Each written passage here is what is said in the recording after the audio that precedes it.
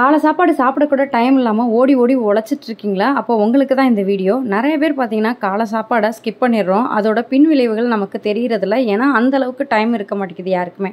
அப்படி இருக்கிறவங்க நம்ம சூப்பரான ஒரு மில்க் ஷேக் தான் பார்க்க போகிறோம். இந்த மில்க் ஷேக்கை நீங்கள் காலையில் எடுத்துக்கிட்டாவே போதும், உங்களுக்கு காலை சாப்பாடு சாப்பிடலங்கிற கவலையே இருக்காது. அந்தளவுக்கு உங்களுக்கு ஃபுல்ஃபில்லாக இருக்கும்.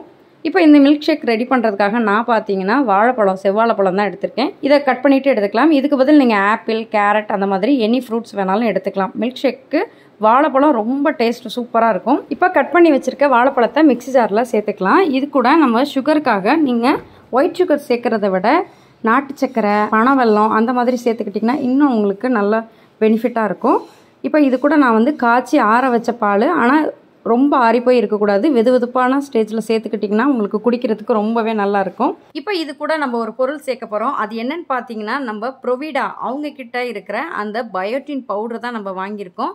இவங்கக்கிட்ட பார்த்தீங்கன்னா பயோட்டின் பவுடர் ப்ளஸ் கருப்பு கவுனி வச்சு கஞ்சி மிக்ஸ், இது ரெண்டுமே இருக்குது. இது ரெண்டுலேயுமே அவங்க சேர்க்கக்கூடிய பொருள் எல்லாமே பார்த்தீங்கன்னா ப்ரீமியம் குவாலிட்டியில் ஃபஸ்ட்டு குவாலிட்டி பொருள் தான் சேர்க்குறாங்க. நம்ம வாங்கியிருக்க இந்த பயோட்டின் பவுடர் ப்ளஸ் கருப்பு கவுனி கஞ்சி மிக்ஸ் இது ரெண்டும் தான் வாங்கியிருந்தோம். இதோட பெனிஃபிட்ஸ் என்னென்னங்கிறத நான் டிஸ்கிரிப்ஷன் பாக்ஸில் கொடுக்குறேன், கண்டிப்பாக செக் பண்ணி பாருங்கள்.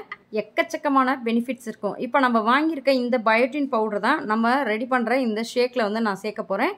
இதை நம்ம சேர்க்குறதுனால நீங்கள் காலை ஃபுட்டை நீங்கள் அவாய்ட் பண்ணாலும் உங்களுக்கு காலை ஃபுட்டு சாப்பிட்ட அளவுக்கு எனர்ஜியாக இருக்கும்.